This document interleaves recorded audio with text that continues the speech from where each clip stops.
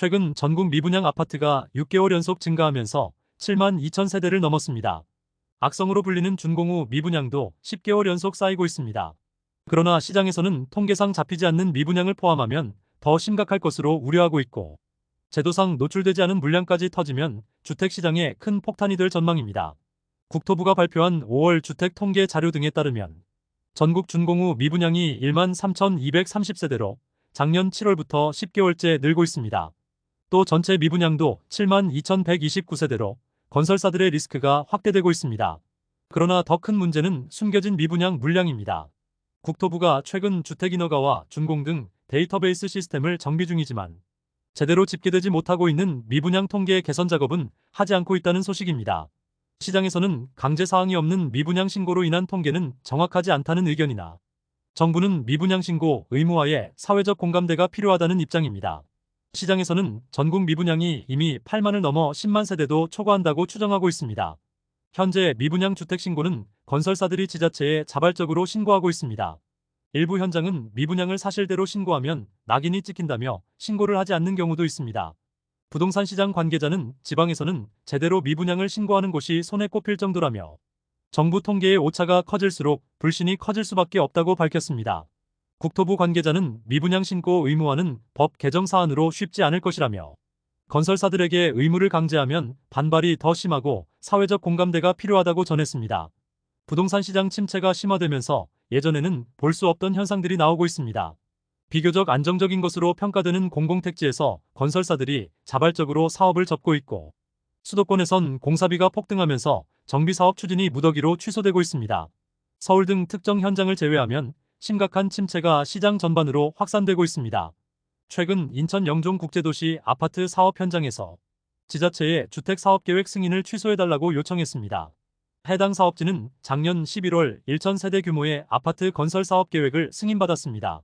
업계에서는 부동산 시장 침체로 시행사에서 사업성이 낮다고 판단한 것으로 보고 있습니다. 아파트 공급을 위해 낙찰받은 공공택지를 반납하고 포기하는 사례도 늘고 있습니다. 최근 LH가 공급한 울산 다운지구 용지에서 계약이 해제되고 토지가 반납됐고, 경기도 화성시 주상복합 토지도 계약 해지 후 토지를 반납했습니다. 사전 청약까지 진행하고도 최종 분양을 포기한 건설사도 있습니다. 올해 초 인천 가정이지구에서 아파트 토지 계약이 취소됐습니다. 지난 2022년 사전 청약으로 278세대를 공급한 현장입니다. 건설업계 관계자는 서울 등 일부 지역을 제외하면 분양시장이 살아날 기미가 없고, 부동산 PF 구조조정도 본격화되면서 사업 포기를 고심하는 업체들이 늘고 있다고 전했습니다. 공사비가 폭등하면서 재건축과 재개발 현장 등에도 한파가 몰아치고 있습니다. 광명시청이 최근 미도아파트 조합 설립인가 취소를 위한 공람을 시작했고, 의정부시청도 가로주택 정비사업 조합 설립인가 취소를 위한 의견 청취를 진행했습니다. 또 화성시청이 같은 이유로 산미아파트 재건축 조합 설립인가 취소를 고시했습니다. 시장에서는 신축 아파트 공사비가 폭등하면서 사업성 확보에 어려움이 커졌고, 소규모 정비사업지를 중심으로 조합 해산에 나서고 있다고 판단하고 있습니다. 업계 관계자는 공사비가 크게 오르면서 강남 3구 등을 제외하면 정비사업이 어렵다며, 서울도 공사비로 시공사와 조합 갈등이 커지는 상황이기 때문에 수도권이나 지방 상황은 훨씬 더 심각하다고 밝혔습니다. 내년 9월에 그동안 미뤄둔 대출빚 폭탄 만기가 돌아올 예정입니다. 코로나 사태 이후 수차례 연기한 70조 원 이상의 소상공인 자영업자 대출 만기입니다. 현재도 심각한 경기 침체 등으로 자영업자의 대출 연체율이 급증하는 상황에서 엄청난 빚상환 시기가 도래하면 한국 경제에 큰 위협이 될 전망입니다. 금융당국에 따르면 내년 9월에 약 71조 원 규모의 소상공인 자영업 대출 만기 연장이 종료됩니다. 대출받은 차주는 약 34만 명이며, 만기가 끝나면 차주들은 원금 상환을 시작해야 합니다. 현재 대출 상환을 유예 중인 자영업자 빚도 5조 2천억 원에 달하고 있습니다. 원금 상환 유예가 4조 1천억에 이자 상환 유예가 1조 1천억으로 집계됐습니다. 금융당국은 지난 2020년부터 중소기업과 소상공인 대출 만기 연장과 상환 유예를 시행했습니다. 내년 9월 만기 연장이 끝나면 자영업자와 소상공인은 물론 시장에 큰 충격이 발생할 수 있습니다. 현재 국내 자영업자 연체율은 역대 최고 수준을 기록하고 있습니다. 금감원에 따르면 올해 4월 기준 자영업자 연체율이 0.61%로 집계됐으며, 해당 수치는 2012년 12월 이후 11년 만에 가장 높은 수준입니다. 한국은행 자료에서도 올해 1분기 자영업자 연체율이 1.51%로 상승한 것으로 나타났습니다. 금융당국은 내년 만기 연장 종료에 대비해서 자영업 대출 현황을 모니터링하고 있으나 현재까지 만기 재연장 등 구체적인 대책은 정해진 게 없다는 입장입니다. 시장에서는 언제까지 무한하게 대출 만기 연장을 해줄 수도 없고 결국 선택과 집중을 통해서 빚을 줄여야 한다는 의견이 확산되고 있습니다. 국내 경제 상황이 국내외 여건상 내년까지 크게 반등하면서 회복될 가능성이 높지 않기 때문에 70조 원 이상으로 추정되는 자영업 대출 만기가 한국 경제에 큰 리스크가 되고 있습니다. 경기 침체로 서민들의 최후의 보루로 여겨지던 대부업체들도 줄폐업을 시작했습니다. 저신용자들의 마지막 대출 수단인 대부업체들이 폐업하거나 영업을 축소하면서 형편이 어려운 서민들이 불법 사금융으로 내몰릴 수 있다는 우려가 확산되고 있습니다. 한국대부금융협회 등에 따르면 올해 4월 기준 대부업체 수가 총 8,473곳으로 최근 1년 사이 2,500곳 넘게 감소한 것으로 나타났습니다. 대부업체들이 사라지는 건 고금리가 장기화되면서 자금 조달 비용이 높아진 상황에서 경기 악화로 취약 차주가 증가하고 이들의 연체율이 크게 상승했기 때문입니다. 대부업체조차 마진이 남지 않고 손해금액이 상승하면서 문을 닫고 있습니다. 자영업도 한계 상황에 내몰리면서 대출 연체율이 크게 증가하고 있습니다. 연 14%에 달하는 카드론도 36조 원을 돌파했습니다. 금감원에 따르면 국내 은행의 개인 사업자 연체율이 0.61%로 11년 만에 최고치를 기록했습니다. 더 심각한 건 늘어나는 연체율과 달리 자영업자 등의 매출은 감소하고 있습니다. 결국 폐업하는 개인 사업자가 급증하고 있으며 7개 전업카드사의 카드론 잔액이 36조 9,805억 원으로 역대 최대치를 찍었습니다. 막다른 골목에 몰린 개인 사업자들이 카드론으로 버티는 상황입니다. 카드론은 대표적인 고금리 대출 상품으로 개인 사업자의 빚 부담 상환에 더 큰 어려움을 가중시킬 수 있습니다. 상황이 심각해지면서 금융당국은 서민과 자영업자 지원을 위한 TF를 발족하고 취약계층 지원 등을 위한 지원 방안 마련을 고심하고 있습니다. 최근 경기 침체 신호로 볼 수 있는 불길한 징조가 나타나고 있습니다. 올해 들어 부동산 경매로 나오는 공장이 급증하고 있습니다. 통상적으로 경매 시장에 공장 매물이 쏟아지는 건 경기 침체의 전조로 알려지고 있습니다. 공장은 아파트나 주택 등 일반 부동산과 달리 일반 투자자들이 쉽게 매입할 수 없습니다. 매매 가격이 보통 수십억에서 수백억 원대에 달하고 있으며 산업단지 내 공장은 업종과 임대 제한까지 있어 수요자가 한정적입니다. 지지옥션에 따르면 올해 5월까지 진행된 공장 등 경매가 총 1,292건으로 작년 같은 기간 911건 대비 41%나 급증했습니다. 매수세는 사라지면서 낙찰률과 낙찰가율은 시간이 갈수록 낮아지고 있습니다.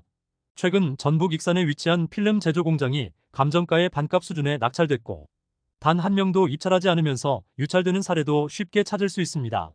업계 관계자는 경기 침체가 확산되면 공장도 매수자를 구하기가 쉽지 않다라며 공장 경매 물건이 늘고 낙찰 가율이 낮은 건 경기 침체의 우려가 크기 때문이라고 밝혔습니다.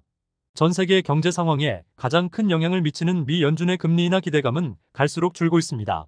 로리 칼바시나 미국 주식 전략 책임자는 올해 한 차례 금리 인하도 많은 것 같다며 인플레이션이 예상보다 더 좋은 수준을 유지하고 있고 국채금리까지 동반 상승하면 주가지수도 급락할 것으로 우려했습니다. 월가의 대표적 강세론자인 리서치 대표도 연준이 올해 금리를 그대로 유지해야 한다고 강조했고 카탈리스트 최고 투자 책임자도 올해 연준의 금리 인하를 보기가 힘들 것이라고 밝혔습니다. 최근 금융당국이 당초 7월로 예정된 DSR 2단계 시행일을 9월로 미뤘습니다. 시장에서는 가계부채 문제가 심각한 상황에서 갑작스러운 발표에 혼란이 커지고 있고 다시 한번 빚내서 집을 사라는 것이냐며 비판도 확산되고 있습니다. 이번 사태와 관련 한국은행은 취약계층과 부동산 PF 등을 감안한 미세 조정이라고 의미를 축소했으며 가계대출 증가세가 가팔라질 경우 DSR 적용 범위를 확대하는 방안을 검토할 수 있다고 밝혔습니다. DSR은 차주의 소득 수준에 맞춰서 대출 한도를 조정하는 규제입니다. 은행권 기준으로 매년 갚아야 하는 원금과 이자의 총합이 연소득의 40%를 넘을 수 없습니다. 예외사항으론 전세자금 대출과 중도금 대출, 신생아 특례 대출 같은 정책금융은 제외합니다. 그동안 DSR을 적용하지 않던 전세자금이나 중도금 대출에도 확대될 가능성이 생긴 셈입니다. 실제 한국은행은 2024년 상반기 금융안정보고서 등을 통해서 구체적으로 전세자금 대출이나 중도금 대출 등을 DSR 규제 대상에 포함하는 방안을 제안했습니다. 다만 전세자금이나 중도금 대출 모두 무주택 서민들이 주로 이용하는 상품인 것 감안하면 확대 시행될 경우 부동산 시장에 엄청난 충격이 불가피할 전망입니다. 22대 국회에서 여야가 모두 예금자 보호 한도를 1억 원으로 높이는 개정안을 발의했습니다. 최근 저축은행 등을 중심으로 뱅크런 우려가 높아지는 상황에서 24년 만에 예금자 보호 한도가 상향될지 관심이 모아지고 있습니다. 최근 국회 위안정보 시스템 등에 따르면 예금자 보호 한도를 현행 5천만 원에서 1억 원으로 올리는 개정안이 나왔습니다.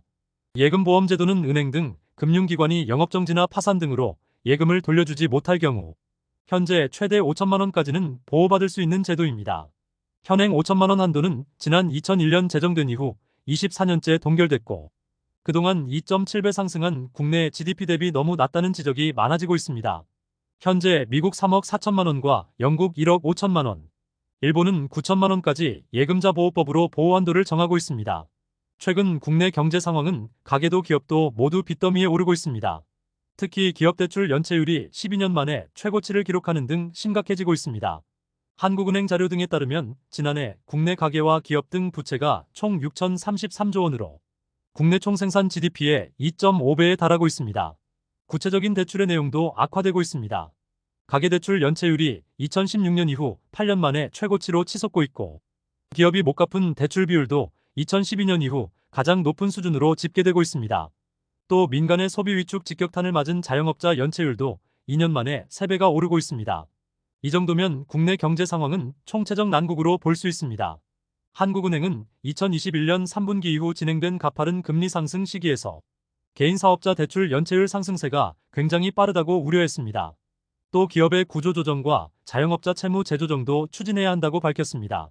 최근 한국은행이 저축은행 등에서 뱅크런이나 자금 조달 위기 등이 발생할 수 있다고 경고했습니다. 자영업자 연체율 증가와 부동산 PF 불안 상황이 지속되면서 금융기관의 자산 건전성이 크게 저하될 수 있다고 우려했습니다. 새마을금고 등 상호금융권의 PF 기업대출 부담감도 큰 것으로 평가됐습니다. 한국은행이 발표한 2024년 상반기 금융안정보고서 등에 따르면 국내 은행의 가계 취약차주 평균 부도율이 2025년 말 4.7%까지 높아질 수 있다고 분석했습니다. 2024년부터 2025년까지 금융기관 스트레스 테스트를 진행한 결과에서 수출여건 악화와 원가율 상승 압력, 예상치 못한 부동산 PF 위험 등이 가정됐습니다. 특히 가장 문제가 심각한 건 저축은행과 새마을금고, 신협과 같은 상호금융입니다. 1분기 연체율이 저축은행 8.8%와 상호금융 5.1% 등으로 나타났으며 또 다른 요인으로 부실자산이 빠르게 증가할 경우에는 뱅크런과 자금 조달에 어려움을 야기할 수 있다고 지적했습니다. 과거에도 2011년 저축은행의 PF 부실 당시 대규모 인출 사태가 발생했으며 뱅크런이 확산되면서 30개 저축은행이 문을 닫는 상황까지 나타났습니다. 국내 자영업자 대출 상황도 심각하게 돌아가고 있습니다. 대출 연체율이 취약차주를 중심으로 급등하고 있으며 회생 가능성이 없는 자영업자들은 적극적인 채무 조정이 필요하다는 의견입니다. 한은이 공개한 자영업자 대출 연체율이 올해 1분기에 1.52%로 급등했습니다. 특히 다중채무자면서 저소득이거나 저신용인 취약차주의 경우 대출 연체율이 급상승하면서 올해 1분기 10%를 돌파했습니다. 자영업자 취약차주 수 비중은 12.7%로 일반 가계의 2배에 가까운 수준입니다. 한국은행은 금융 시스템에서 가장 취약한 부분 중 하나가 자영업자라고 전했습니다. 지난달 카드론 잔액이 40조 원을 넘어서면서 역대 최대치를 기록했습니다. 또 대출 돌려막기로 버티는 대환대출도 계속해서 증가하고 있습니다. 여신금융협회 등에 따르면 국내 9개 카드사의 카드론 잔액이 40조 5,186억 원으로 역대 최다였던 4월 39조 9,644억 원을 한 달 만에 뛰어넘었습니다. 카드론 대환대출 잔액도 1조 9,106억 원으로 작년 대비 6천억 원 가까이 늘었습니다. 대환대출 잔액은 카드론을 갚지 못해 카드사에서 다시 대출을 받는 구조입니다. 카드업계 관계자는 서민 경제의 불확실성이 커지면서 당분간 카드론 잔액이 증가할 것이라며 취약차주가 대출 상환에 어려움이 겪으면서 대환대출 잔액 증가세도 지속되고 있다고 전했습니다.